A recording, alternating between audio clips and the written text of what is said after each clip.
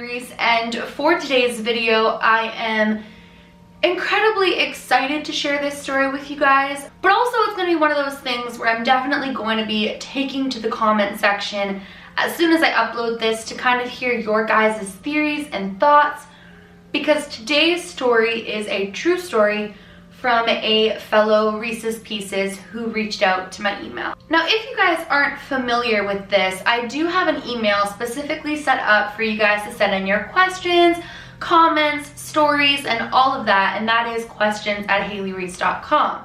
The only negative thing associated with this email is that I get thousands of emails a day, and it takes me a while to go through them all. So like when somebody emails me, typically it will take up to 2 months for me to see that specific email because I'm kind of back and behind on previous emails. So that's the only thing, but when I do get the chance to finally read each and every email that is sent to me, more often than not, you guys send in some incredible, insane, scary, inspiring, personal experiences.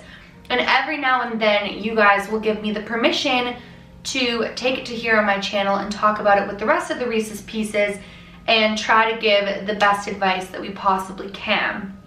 Now, as soon as I read this email, I definitely had to go and see by typing in this individual's email address to see if there was an update because it was a little bit older.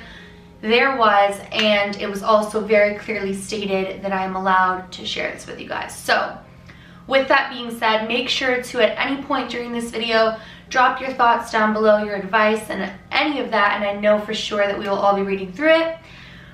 But without further ado, let's just get right into this. So, a couple of days ago, I was reading through the email and trying to catch up on all of your guys' emails. That's when I came across an email from a boy named Miles. Now, at the beginning of the email, Miles basically started out by giving me a real backstory of where he comes from and how he wound up in this specific predicament. So essentially, Miles is from an incredibly small town. He said that his town is so small that their crime rate is next to none. People often even leave their doors unlocked. It's just a small town where almost everybody knows everybody. People more often than not just pass through the town, and nothing bad ever tends to happen in this town. So it's kind of developed a sense of, I wouldn't necessarily say security, but an overall feeling of safety in the town. So not a lot of people are suspicious of other people.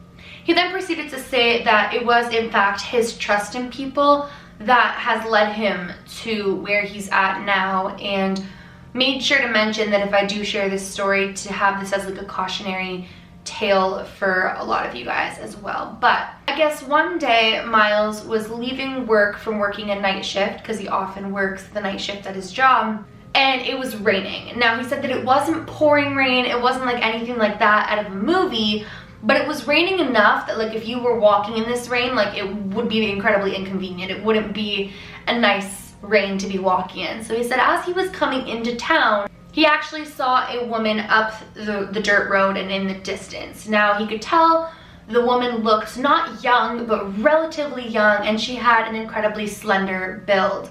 As he started to get closer to the woman, he said that this woman spun around, locked eyes with him, and immediately put up her thumb to hitchhike. Now, this was the point in the email where Miles reminded me he wasn't raised to have alarm around people. He wasn't raised to feel fear when somebody's looking for help. In fact, he was raised the complete opposite. He was raised to help people because in a small town, that's what a lot of them did. He didn't even hesitate to pull his car over, roll down the window, and ask where she was heading. Now, where this woman said that she was heading was an area that he was incredibly familiar with, because not too far from there was actually where one of his friends lived. So he's like, yeah, no problem, I know exactly where that is, get him. So the woman climbed into his car, and I guess right away the only strange and alarming thing about the woman was that she wouldn't speak. She appeared to be very, very dazed and just like looking straight, barely acknowledging him, and would just give the instructions on how to get to her house, despite the fact that he said he knew where he was going. So he's driving her to this house. He says she's sitting there, dazed. He's trying to ask her questions. She's not answering. She's just pointing to the ways that he needs to turn and the places he needs to go. Now, he said that they reached her destination. It was at the end of a long driveway into like a wooded area. He couldn't see the home itself, but she said that was it. She opened the door, closed it, and walked up this long driveway. He waited until she like disappeared, and that was it. But like one thing that he found incredibly strange as well was the fact that she didn't even say thank you.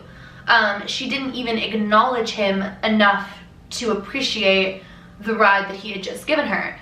So he found that to be strange because, like he mentioned, they are a town, sorry, that consists of people who often help one another, but there is a certain level of gratitude and an old-fashioned country sense of appreciation for your neighbor and one another. So he was a little bit bummed out that she hadn't thanked him, even though he made sure to say in his email that he was never doing it for a thank you. So he went home, never thought anything of it, and that was until a few nights later, you guys. He wakes up in the night and sees this woman that he had given the ride to standing above his bed, just staring at him. And he jumps up and he freaks out, and he's looking right eye to eye with this particular woman that he had just given a ride home to, and he's like, how did she find my house? How did she get in here? And he starts freaking out. She's just staring at him. He gets up, he flicks the light on, and there's nobody there.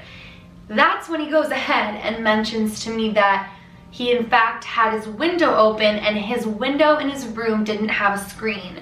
So he started to rationalize and think, okay, this woman's found my home and essentially climbed into my window, which freaked him out, and he immediately told his parents, but there was no trace of her anywhere. There was no nothing. So they assumed that maybe he had imagined it, especially because for the past couple of days it had been raining.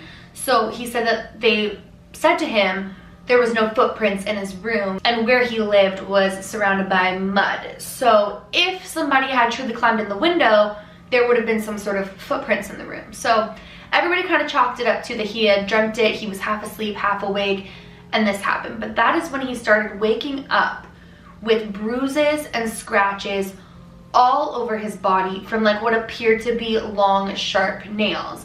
Now his nails were always cut super, super, super short, and he chewed them super, super short. So he knew that he wasn't scratching himself in the night. These few nights happened. He didn't see the woman until it started to be every single night he would wake up to this woman in his room, and he would tell his parents and nobody would believe him. Then one night he wakes up, she was apparently above his bed staring down at him, saying in a very deep tone, "You chose me, you chose me, you chose me." And apparently she continued to repeat this. So that was when he went to his parents and said, I don't know what's going on. I know for a fact it's the woman that I picked up and gave a ride home to. How she found my house, how she's getting in here, what's happening, I don't understand. So that's when his parents were like, okay, we're gonna go pay a visit to this woman's home. Do you remember where it is? And he's like, yes, I remember exactly where it is. So they get in the car and they go to where he had dropped this woman off, where she said was her home. They get out of the car, they go up, they knock on the door, and nobody answers. They knock on the door, nobody answers, and as they're about to walk away, the door opens, you guys, and it's a man, an old man standing in the door. So they go up to the door, and he basically explains that he was wondering if the woman that he dropped off here X amount of days ago was there for him to talk to. And the man gives him this incredibly puzzled look on his face and proceeds to tell him that there is no woman that lives there. Why was he asking, and who did he drop off? So, as I'm sure any of us would feel, he starts to feel incredibly afraid because, one, if it was a real person, why did she say she lived there and get dropped off there? But two, how was she appearing in his room? So that's when the man who actually owned the house started talking with Miles and his family, and he explained what had happened, and that's when the man invited them in, sat them down, and essentially explained that when he had bought this home years and years and years ago, they had to the realtor that had sold the home to him had to disclose the information that somebody had died in this home, and it was a woman in her 30s. So that was where the initial email left off. And he basically went on to state that he feels as though now this has an attachment to him and it's haunting him, and how does he get her to leave him alone? So when I read this email, I was like, okay. And like I said, I punched in his email into my search bar of my particular email, and I saw that he had emailed me again an update saying so sweetly that he understood that I hadn't read it yet, but here's what's been going on. And he basically said that nothing much has changed. She just continues to see this woman, and he wakes up with bruises and scratches that are unexplainable. So I reached out to Miles. I kind of gave him a breakdown of what I believe to be going on, and I let him know that I was going to be making a video on this. Now, what I find fascinating about this particular circumstance is the fact that out of nowhere he would have come across this spirit, and out of nowhere it would have formed an attachment to him. It's not like it's a spirit that was at his home originally. It's interesting that he claims this spirit got in his car as though it were a human being. It acted weird, or she acted weird, sorry, but was able to open and close the car door, walk up. He watched her walk up. And so that's incredibly fascinating to me. But overall, I believe he needs to be assertive with the spirit, let her know that she's not at her home right now, that she needs to leave and cross on. But I really wanted to bring this here to you guys. One, because it's an incredibly fascinating story, which I don't believe to be made up. Although, because it's not my personal experience and I've never met Miles personally, I can't validate the 100% authenticity of this story. But part of me believes him. A big part of me believes him. One, because you guys are my family and you listen to my incredibly insane paranormal experiences and trust and believe me without any authenticating of my stories, which I know my stories are the truth. So I want to time and time again give you guys that same level of belief, and I do. But also because it's not that far-fetched. I've done stories on specific paranormal cases where people will pick up somebody off the side of the road believing it's a real human being and it's truly a spirit. So it's not a far-fetched concept. I guess this is just the point where I wanted to share with you guys Miles' experience and ask you guys what you think. I believe this spirit has formed some kind of an attachment to Miles.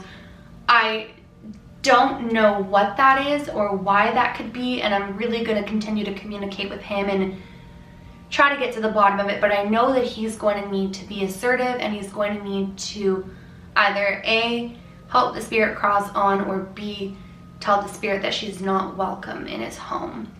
So yeah, that is what Miles is going through, and I just would love to hear what you guys think. I know that Miles will be reading through this comment section as well to see what you guys think, but let me know in the comments below if you guys have ever had an experience with an entity or a spirit where they interacted with you and had actions that were literally that of a human being. I am so curious to hear if any of you guys have had any experiences like that. And that is it for today's video. If you guys have any personal experiences of your own, you are always welcome to send them into questions@HaileyReese.com. Like I said, that email does get a little bit backed up and I read them in the order they were sent to me in, but I do love to read through all of your emails, and I do my very, very best to do so and reply to each and every one of you. If you guys are new to my channel or you're just not yet subscribed but you do enjoy my videos, make sure to go ahead and click that subscribe button. I post a ton of videos. I am uploading every single day, so I don't want you to miss when I do upload. And please give this video a big thumbs up if you did enjoy it, because it makes my heart super, super happy to see that you guys are enjoying my videos. Remember, my loves, do all things with kindness. And until next time, I love you.